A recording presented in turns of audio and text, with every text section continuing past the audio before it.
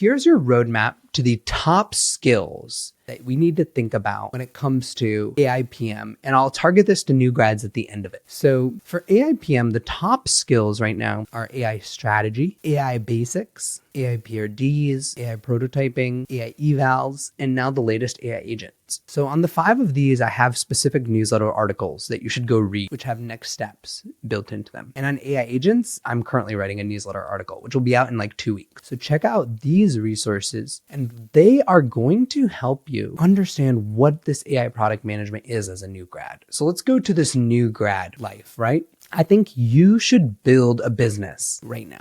So you should go to vZero or Lovable and create a prototype and then export that into Cursor or Windsurf and start building out this product.